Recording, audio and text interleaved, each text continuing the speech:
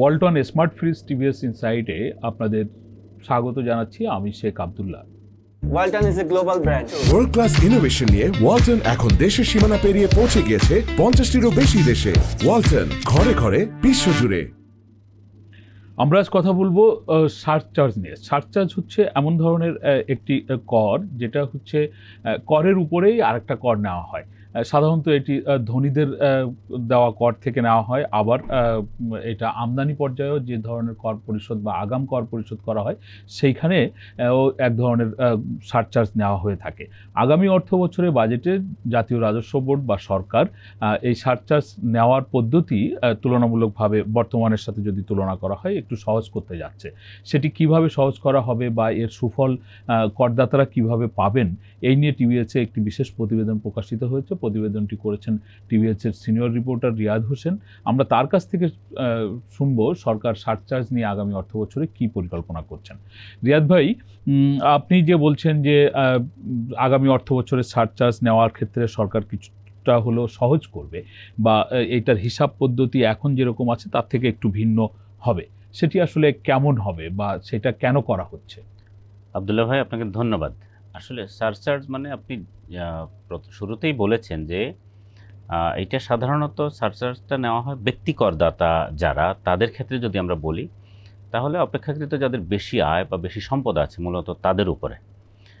তো এখানে এতদিন ধরে একটু যেই ব্যবস্থায় সারচার্জটা হিসাব করা হতো, এই হিসাবের জায়গায় করদাতাদের একটা আপত্তি ছিল। আপত্তিটা এরকম, ধরুন আপনি যে পরিমাণ আপনার ট্যাক্স হওয়া, সারচার্জটা তো মূলত ট্যাক্সের উপরে হয়, তো যেই ট্যাক্সের উপরে সারচার্জ গণনা করা হয় সেটি প্রকৃত করের চেয়ে বেশি কর ধরে তারপরে ওই করের উপরে সারচার্জটা হিসাব করতো, যার ফলে তার বেশি সারচার্জ চলে আসতো।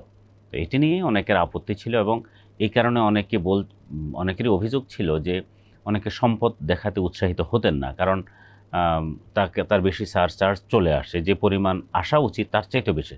মানুষ, আপনি এমনিতেই জানেন যে মানুষ কিন্তু সাধারণত কর দিতে চায় না, কোনোভাবে অ্যাভয়েড করা বা ফাঁকি দেওয়ার একটা প্রবণতা তো থাকেই। এর মধ্যে যদি আবার বেশি পরিমাণে নেওয়ার সরকারের চেষ্টা থাকে প্রকৃত অর্থে যতটুকু হওয়া উচিত, সেক্ষেত্রে মানুষ আরও নিরুৎসাহিত হয়। তো এই বছর আগামী বাজেটে সরকার যে পরিকল্পনাটা করছে সেটি হলো প্রকৃত যে কর হবে বছর শেষে সেটির উপরে সারচার্জ। এখন প্রকৃত কর মানে কি? সারচার্জটা মূলত যারা কোম্পানি হিসেবে, আপনি জানেন যে কোম্পানি ছাড়াও কিন্তু অনেক ব্যক্তি বা ব্যক্তি মালিকানাধীন অনেক প্রতিষ্ঠান তারা কিন্তু আমদানি করে।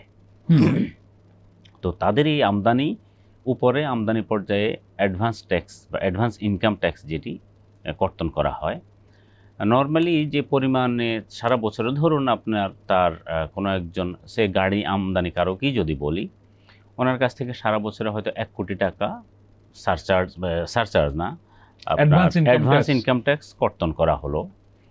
এখন উনি বছর শেষে হিসাব করে দেখলেন যে ওনার যে পরিমাণ প্রফিট হয়, ট্যাক্সটা তো প্রফিটের উপরে বা আয়ের উপরে, তো যে পরিমাণ আয় হয় সেই আয়ের সঙ্গে উনি হিসাব করে দেখলেন যে ওনার কাছ থেকে যেই ট্যাক্সটা শুরুতে আদায় করা হয়ে গেছে সেটি অনেক বেশি, তার ট্যাক্স এত হয় না, হয়তো তার ট্যাক্স হয়েছে 50 লাখ সারা বছরের তার ইনকামের উপরে যদি হিসাব করি। এখন ওই ব্যক্তি যদি 3 কোটি টাকার উপরেই যাদের সম্পদ আছে তারাই কিন্তু সারচার্জের মধ্যে, তাহলে প্রথম শর্ত হচ্ছে তার 3 কোটি টাকার উপরে সম্পদ থাকতে হবে। তো প্রথমত দেখেন, একবার কিন্তু তার কাছ থেকে এআইটি কর্তন করা হয়েছে, সেটি তারা আবার ফেরত পাচ্ছেন না।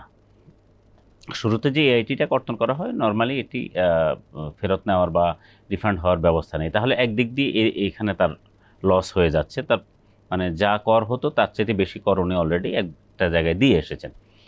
প্রকৃত কর হতো 50 লাখ টাকা, কিন্তু ওনার কাছ থেকে হয়তো 1 কোটি টাকা কর আগেই কেটে রাখা হয়েছে, যেটি উনি আর পাচ্ছেন না।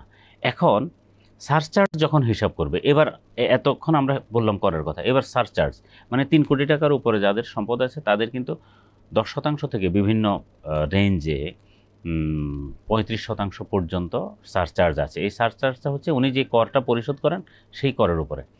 এখন সরকার যখন বছর শেষে তার সারচার্জ হিসাব করতে যায়, সেই হিসাবটা হয় তার কাছ থেকে যে বেশি কর আদায় করা হয়েছে, অর্থাৎ 1 কোটি টাকার সমপরিমাণ বা 1 কোটি টাকা যেটা আদায় করা হয়েছে তার উপরে, 50 লাখ টাকার উপরে নয়। 50 লাখ টাকার উপরে যদি প্রকৃত কর 50 লাখ, আমি বলছি প্রকৃত করের উপরে যদি হতো, তাহলে ওনার যে পরিমাণ সারচার্জ হতো, এআইটি আগে উনি যে পরিমাণ দিলেন আমদানি পর্যায়ে অথবা অন্য কোনোভাবে উনি যে পরিমাণ ট্যাক্স সরকারকে অতিরিক্ত দিলেন, এখন ওই পুরো টাকার উপরে হিসাব করার কারণে ওনার সারচার্জ হয়ে যাচ্ছে দ্বিগুণ। আচ্ছা রিয়াদ ভাই, এখানে একটা কোশ্চেন আমার মাথার মধ্যে এসছে, আমি একটু তাৎক্ষণিক আপনার কাছ থেকে শুনে নিই। যিনি আপনি বলছেন যিনি আমদানি করেন উনিই তো এআইটি দেন, কিন্তু যিনি আমদানি করেন না কিন্তু ওনার 3 কোটি টাকার বেশি সম্পদ আছে, তাহলে তার ক্ষেত্রে কি এআইটি দেওয়ার কোনো সুযোগ রেখেছে বা দিতে হয় কিনা? না, যার এআইটি আছে তার বিষয়টা এটা বললাম, আর যার এআইটি দিতে হয় না তার তো অন্যান্য আয় সারা বছরের যেটা সেটা হিসাব করে উনি হিসাব করবেন। এটি মূলত সমস্যায় পড়ে আসলে যারা আমদানি করে তারা। আমদানির শুরুতেই যেহেতু ওনার কাছ থেকে একটা অগ্রিম কর কর্তন করা হয়, তো এই মূলত সমস্যায় পড়েন তারা। এবং তাদেরই দীর্ঘদিন ধরেই বক্তব্য হচ্ছে যে মানুষ এমনিতেই সম্পদ দেখাতে উৎসাহিত হয় না, মানে নানান কারণে, ট্যাক্সের ভয়ে হোক বা সম্পদ গোপন করার একটা প্রবণতা মানুষের থাকেই। এর মধ্যে যদি একদিক দিয়ে তার কাছ থেকে বেশি ট্যাক্স আদায় করা হলো, যেটি বছর শেষে আমাদের ট্যাক্সের জটিলতা, অথবা আপনি জানেন যে সরকারের কাছে একবার টাকা চলে গেলে সরকারের ঘরে সেটি আবার ফেরত পাওয়া খুবই খুবই কঠিন, ম্যাক্সিমাম ক্ষেত্রেই পান না। তো একবার তাকে বেশি ট্যাক্স দিতে হলো, আবার তাকে সারচার্জের ক্ষেত্রেও ওই বেশি ট্যাক্সের উপরে হিসাব করা হয়। তো এখন আসলে যেটা হবে, এনবিআর এর প্ল্যান যেটি, যে প্রকৃত করের উপরে যদি এই সারচার্জটা হিসাব করা হয়, তাহলে স্বাভাবিকভাবেই তার ট্যাক্সের পরিমাণটা কিছুটা তার জন্য সহনীয় হবে। এতে যেটি সুবিধা হবে, মানুষ, এনবিআর ভাবছে বা এনবিআর আশা করছে যে মানুষ তাহলে প্রকৃত আয় অথবা তার সম্পদ দেখাতে উৎসাহিত হবে, যেটি তার হয়তো পরোক্ষভাবে সারচার্জ আরও বেশি আদায় করার ক্ষেত্রে সেটি উপকার হতে পারে। এখানে আরেকটা ব্যাপার আপনার কাছ থেকে এই সারচার্জ ইস্যুতেই শুনি, সেটা হচ্ছে যে এই যে আপনি হিসাব পদ্ধতির কথা বললেন, যে যার 3 কোটি টাকা সম্পদ আছে অথবা যিনি আমদানি করেন, অগ্রিম আয়কর পরিশোধ করেন, তাদের ক্ষেত্রে এই সারচার্জের হিসাবটা এরকম হবে। পাশাপাশি আপনি বলছেন যে তাহলে তারা সম্পদ হয়তো প্রকাশ করবে, কিন্তু যদি কেউ এখন এর আগের ট্যাক্স ফাইলে তার এই যে সম্পদ নেই, কিন্তু নতুন অর্থ বছরে গিয়ে যদি সে সম্পদ প্রকাশ করতে চায়, সেখানে কি সে কোনো ধরনের জটিলতার মধ্যে পড়তে পারে? আপনার কাছে কি মনে হয়? প্রথমত আপনি যদি আগে কোনো, মানে আপনার ট্যাক্স ফাইল আছে, আপনি আগে থেকে রিটার্ন দিচ্ছেন, আপনি আগে সম্পদ দেখাননি, আপনি যখনই আগের অর্জিত কোনো সম্পদ দেখাবেন আগের অর্থ বছরে বা আগের বছরগুলোতে, স্বাভাবিকভাবে এটি অপ্রদর্শিত অর্থ হিসাবেই গণ্য হবে। প্রদর্শিত অর্থের ক্ষেত্রে সরকারের এখন যেই ব্যবস্থা সেটি এখানে কার্যকর হবে। প্রথমত, যে আপনি কারো একটি বাড়ি আছে বা একটি ফ্ল্যাট আছে, উনি সেটা দেখাননি, এখন যদি উনি দেখাতে চান, তাহলে সেটি যদি ধরুন রাজধানীর গুলশানে হয়, তাহলে পার স্কোয়ার মিটার অনুযায়ী একটা নির্দিষ্ট ট্যাক্স রেট আছে, সম্ভবত এটি 4000, এটি হলো ট্যাক্স। তো ফলে আপনাকে মিনিমাম ওই ট্যাক্সটা সরকারকে দিতে হবে শুরুতেই ট্যাক্স হিসাবে। এরপরে এটি যদি আপনার 3 কোটি টাকার উপরে হয় বা আপনার টোটাল সম্পদ 3 কোটি টাকার উপরে যায়, তাহলে নির্দিষ্ট স্ল্যাবের মধ্যে আপনি যে সারচার্জের সীমার মধ্যে পড়বেন সে অনুযায়ী আপনাকে সারচার্জও দিতে হবে। রিয়াদ ভাই, আপনি তো এতক্ষণ বললেন ব্যবসায়ীদের অথবা ধনীদের আয় কর দেওয়া নিয়ে বা তাদের জন্য সরকার কি ভাবছে। সামগ্রিকভাবে আগামী অর্থ বছরে সাধারণ করদাতাদের জন্য সরকারের কি কি পরিকল্পনা থাকছে? আমরা ইতিমধ্যেই শুনেছি যে মানে হচ্ছে কি বলে ওটাকে, যে কর বহির্ভূত ইনকাম যে স্ল্যাবটা আছে, এটা নাকি আগামী অর্থ বছরে বাড়ছে না, যদিও আপনার মূল্যস্ফীতি বাড়ছে। আচ্ছা, মানে আপনি করমুক্ত আয়সীমার কথা বলতে চাচ্ছেন সম্ভবত। এবং আমি আপনার কাছ থেকে শুনতে যাচ্ছি সাধারণ করদাতাদের জন্য আগামী অর্থ বছরে আসলে কি থাকছে। আচ্ছা, এখানে একটি বিষয় পরিষ্কার করে রাখা দরকার, গত 2 বছর ধরে কিন্তু করমুক্ত আয়সীমা বাড়ছে না, কিন্তু আপনি জানেন যে এই সময়টাতে একটা বড় মূল্যস্ফীতি মানুষ দেখেছে। তো মূল্যস্ফীতির অর্থ হচ্ছে আপনার প্রকৃত আয় আসলে কমে গেছে। ফলে এখন যে সাধারণ করদাতাদের জন্য বেশিরভাগ করদাতা যেই স্ল্যাবে দেন, সেটা হচ্ছে 3.5 লাখ টাকা হচ্ছে করমুক্ত আয়ের সীমা। অর্থাৎ সারা বছরে কারো যদি 3,50,000 টাকা পর্যন্ত আয় হয়, সেটি করমুক্ত। এখন এই 2 বছরে যে আপনার এত বেশি মূল্যস্ফীতি হলো, তাহলে তো স্বাভাবিকভাবে মানুষের একটি দাবি থাকতে পারে বা আছে যে এই করমুক্ত আয় সীমাটা আরও বাড়ানো হোক, কারণ তার প্রকৃত আয় তো কমে গেছে। এখন যে পরিমাণ তার অর্থ হচ্ছে একজন ব্যক্তি 2 বছর আগে যে অবস্থানে ছিলেন, এখন যদি একই পরিমাণ তার করমুক্ত আয়সীমা থাকে, তার মানে তার উপরে প্রেশারটা বেড়ে গেল। তো প্রেশারটা একটু সহজ করার জন্য একটা দাবি ব্যবসায়ী অথবা বিভিন্ন শ্রেণী থেকে ছিল যে এটি 4 লাখ বা 5 লাখ টাকা কারো কারো দাবি, বা মিনিমাম 4 লাখ টাকা করার জন্য। তো সেক্ষেত্রে আমরা শুরুর দিকে আমরা কিছুটা ইনফরমেশন পেয়েছি যে এটি 3.5 লাখ থেকে 25,000 টাকা বাড়তে পারে।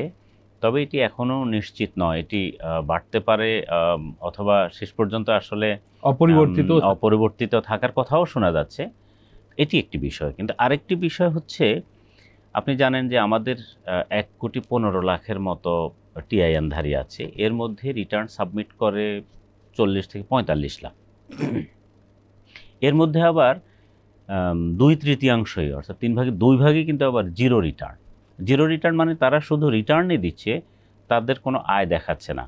আয় বা আয় যতটুকু দেখাচ্ছে সেটা করের মধ্যে পড়ে না। যেই পরিমাণ আয় দেখাচ্ছে সেটি কর মুক্ত, অর্থাৎ উনি শুধু রিটার্নে দিচ্ছেন, উনি আসলে কোনো ট্যাক্স দিচ্ছেন না।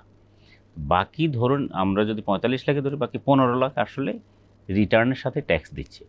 তো রিটার্নের সাথে আবার ট্যাক্স, যেমন আমাদের এখানে এখন একটা বিধান আছে যে ঢাকা এবং চট্টগ্রাম সিটি কর্পোরেশনে আপনার মিনিমাম ট্যাক্স ধরুন 5,000 টাকার নিচে যে পরিমাণে হোক, কারো হয়তো 700 টাকা হিসাব করে দেখা গেল যে 700 বা 1,000 টাকা ট্যাক্স এসেছে। কিন্তু ঢাকা এবং চট্টগ্রাম সিটি কর্পোরেশন, ঢাকা মানে ঢাকা 2 সিটি কর্পোরেশন এবং চট্টগ্রাম সিটি কর্পোরেশনের যদি উনি বাসিন্দা হন, তাহলে ওই করদাতার মিনিমাম কর হবে 5,000। মানে ওইটা যদি হিসাব করে 500 টাকাও হয় বা 700 টাকাও হয়, ওনাকে 5,000 টাকা এখন আছে দিতে হবে।